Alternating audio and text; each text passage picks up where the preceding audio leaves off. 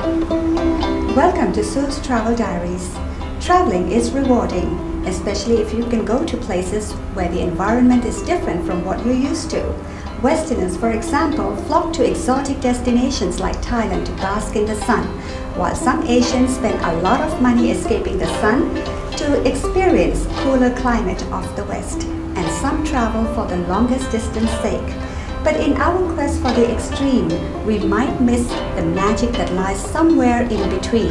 And so today we're going to take you to one of those lands, to a mystical place called Eurasia.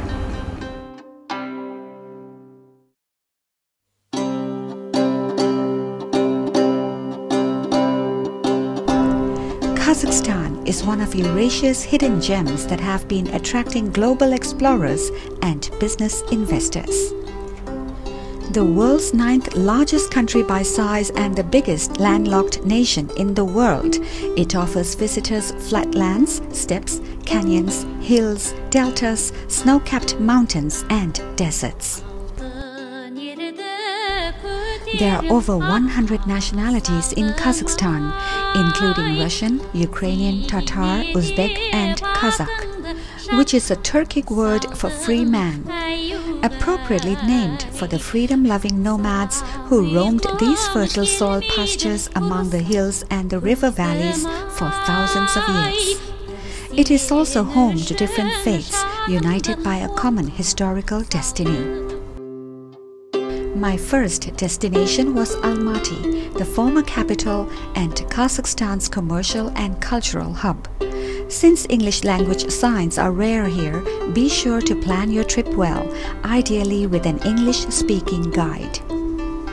Founded in 1854, Almaty was a major stop on the Turkestan-Siberian Railroad and was the capital until 1998. Located in the southeastern part of the republic, it was considered one of the most beautiful cities in the former USSR and boasts a climate milder than most of the country.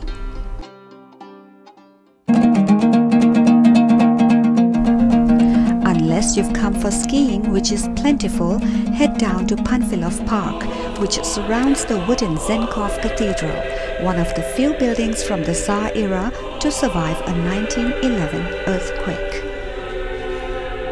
Newlyweds make it a must to visit the park and cathedral for good luck and blessings. It was also a good place for us to get to know the local people and exchange smiles and little souvenirs.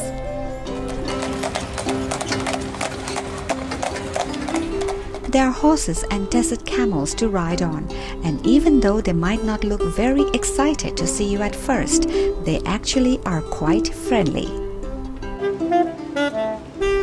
Another place to visit is Arbat or the Silk Road, where pedestrians can shop around while being entertained by several talented artists.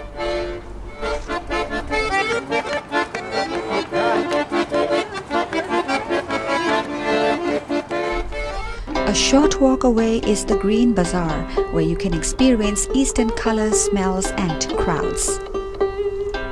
The locals may seem unfriendly to the photo-snapping tourists at first, with the universal sign of no picture. But after a few friendly words and an interest in buying their produce, I left the market not only with several snapshots, but also many bags of dried apricots, raisins, almonds, pistachios, walnuts, Korean salads, and honey from the Altai Mountains. And all at amazingly reasonable prices. Horse meat and fermented camel's milk on offer has a unique taste, I was told, but I decided to give such uniqueness a miss. It really is a fun and colorful place to experience.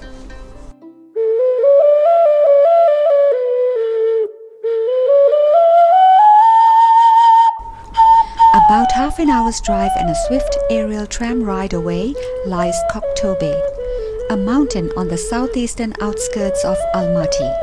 Here you'll get a marvelous view of the scenery and the city, and a variety of amusement park-like attractions.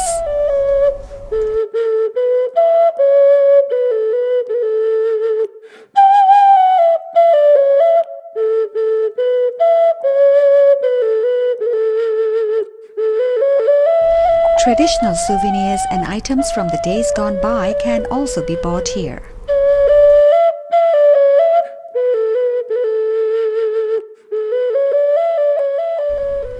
If you're interested in wildlife, take a trip out to see the falcons or to one of the most remarkable natural wonders, the canyon of Charon River. On its slopes you can find the remains of fossil fauna up to 300 million years old.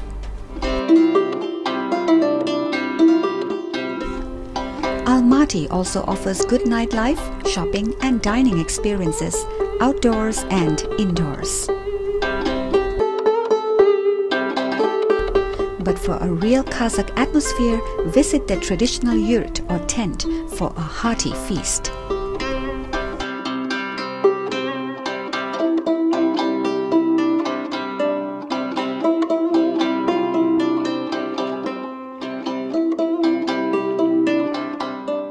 Next destination, the stunning Astana. In 1998, the seat of government was moved to Astana, a 2-hour flight from Almaty. A young, vibrant city with modern architecture, Astana is the center of the country, even though chided by some for both its location and forbidding winter climate, as well as the cost to travel there. But what had to be has become. Founded as a fortress in 1830, Astana became the country's capital in 1997, a young but fast-growing modern city full of bright prospects, rich opportunities, and dazzling innovative projects and ideas. Fully supported by President Nursultan Nazarbayev.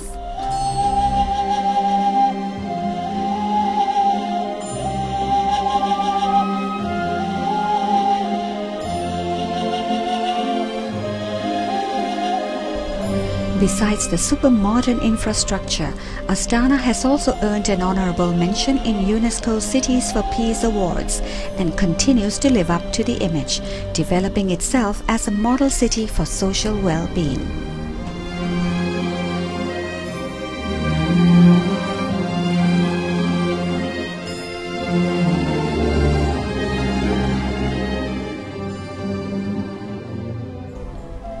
A visit to Kazakhstan would only be complete with a visit to both cities, and the different experiences left me with plenty to think about on my flight back to Thailand.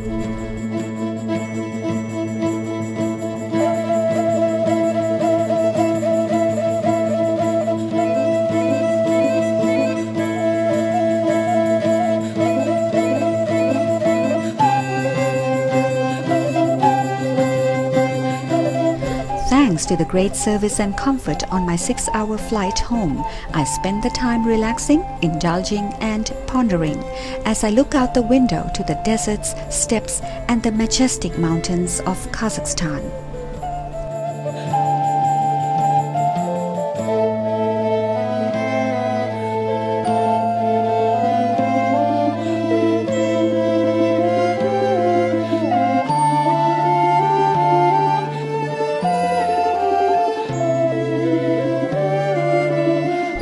The best thing is that it's so easy to get there. Air Astana has 25 domestic and 22 international routes and offers flights from Bangkok to Almaty 3 days a week. The crews are given the best trainings available by international trainers and organizations for soft skills and technical skills.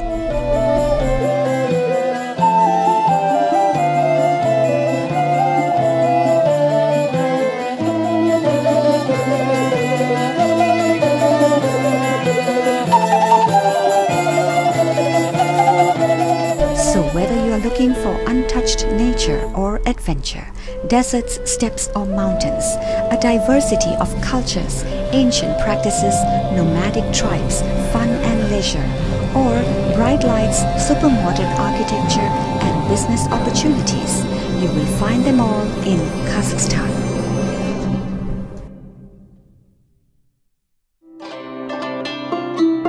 And that's it for this time.